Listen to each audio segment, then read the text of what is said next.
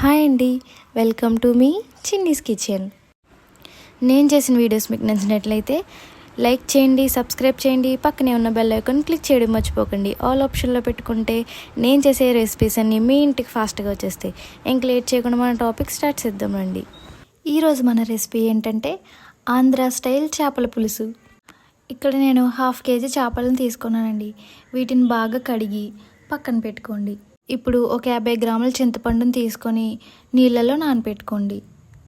తర్వాత ఒక ఉల్లిపాయ, 2 టొమాటో, ఒక 6-7 పచ్చిమిరపకాయలు తీసుకొని మెత్తగా పేస్ట్లా గ్రైండ్ చేసుకోండి. ఇలా గ్రైండ్ చేసుకున్న ఈ పేస్ట్ని పక్కన పెట్టేసుకోండి. ఇప్పుడు ఒక 4-5 బెండకాయలు తీసుకొని ఇలా క్రాస్ కట్ చేసుకొని వీటిని కూడా పక్కన పెట్టుకోండి. ఇప్పుడు స్టవ్ పైన ఒక ప్యాన్ పెట్టి ప్యాన్ హీట్ అయిన తర్వాత ఆయిల్ వేసుకొని ఒక 4-5 పచ్చిమిరపకాయలు ఇలా క్రాస్ కట్ చేసుకుని వేసుకోండి. తర్వాత మనం గ్రైండ్ చేసుకున్న ఆనియన్ పేస్ట్ని వేసి వేయించండి. ఈ ఆనియన్ పేస్ట్ ఇలా వేగిన తర్వాత ఫిష్ పీసెస్ని అందులో వేసేసి మూత పెట్టేసి ఒక 5 మినిట్స్ ఉంచండి. ఆ ఫిష్ పీసెస్ అనేవి వేగేలోగా నానబెట్టిన చింతపండుని బాగా పేస్ట్ చేసి స్టెయిన్ చేసేసుకోండి. అది స్టెయిన్ చేసుకున్న తర్వాత ఇంకొన్ని వాటర్ వేసి మళ్ళీ అలానే సేమ్ ప్రాసెస్ రిపీట్ చేయండి. ఇలా ఈ రసాన్ని ఇప్పుడు పక్కన పెట్టుకోండి. 5 మినిట్స్ తర్వాత ఆ ఫిష్ పీసెస్ని మళ్ళీ రివర్స్ చేసి మూత పెట్టేసేయండి. ఫిష్ ఇలా వేగిపోయిన తర్వాత ఒక 4 స్పూన్ల కారం, చిటికెడు పసుపు, తగినంత ఉప్పు, అలానే 1 స్పూన్ అల్లం జీలకర్ర పేస్ట్ వేయండి. సాల్ట్ కంటే కూడా ఉప్పు వేసుకుంటేనే చేపల పులుసు టేస్ట్ బాగుంటుందండి.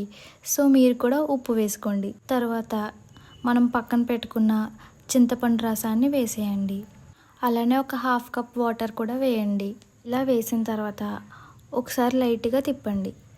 మొత్తం కర్రీ అయ్యేంత వరకు కూడా గరిటె యూస్ చేయకుండా ఇలానే తిప్పండి ఎప్పుడు అవసరమైనా సరే.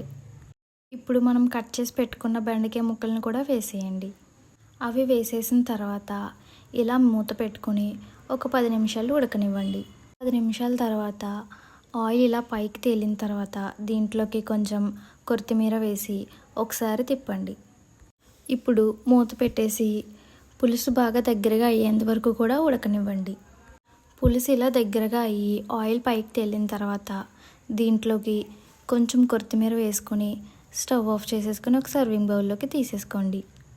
అంతేనండి, చాలా ఈజీగా మన ఆంధ్ర స్టైల్ చేపల పులుసు రెడీ అయిపోయింది. మీరు కూడా మీ ఇంట్లో ట్రై చేసి ఎలా ఉందో నాకు కామెంట్లో చెప్పండి. Thank you friends.